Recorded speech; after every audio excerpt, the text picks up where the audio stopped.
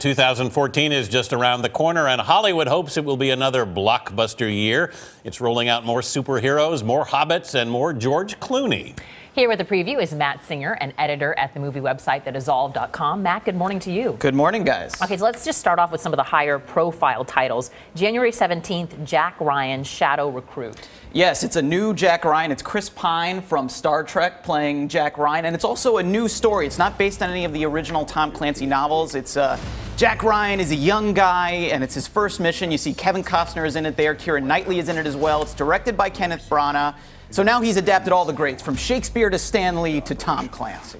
I just saw a trailer for this in the theater yesterday. The Monuments Men, the new George Clooney film. That's right. It's sort of pitched as like Ocean's 11 meets Saving Private Ryan. So you've got kind of Saving Ryan's private art collection is the idea. I like that title better. Yeah, George Clooney has assembled this team with Bill Murray and Matt Damon to save the great works of Europe from the Nazis, essentially. A lot of good-looking men in this one. Yes. They'll say so. There's a sequel to the 2011 Muppets movie called Muppets Most Wanted. That's right. Yes, more Muppets. The idea is, the kids love it.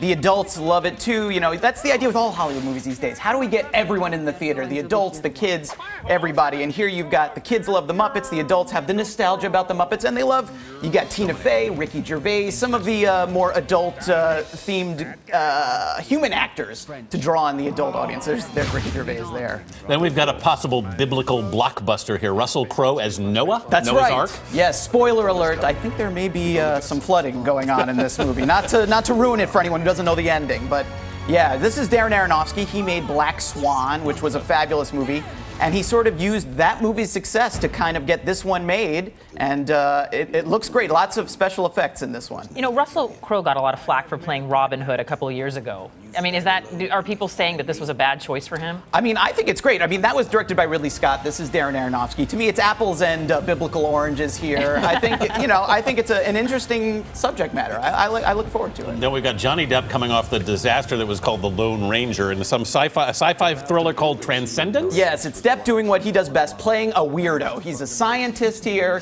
and he's obsessed with artificial intelligence. He injects his brain into a computer. He becomes the Depp. I'm always curious to hear what his accent will sound like, too, in movies. It's always sort of muddled. Yes, he loves accents. He loves accent work. This one, he seems kind of normally accented, but he's playing like a computer. He's like a robot. He's like the Matrix. It's like Johnny Depp playing the Matrix. Finally, another Spider-Man film. Yes, another Spider-Man movie. Lots of superheroes this year, and this one, the big thing is Sony is making a whole universe of movies to compete with Marvel. So it's a new Spider-Man, and it's going to be spinning off into a whole bunch of other movies as well. Superhero wars. That's right. Never ends. Never ends. Matt Singer, thank you so much. Sure.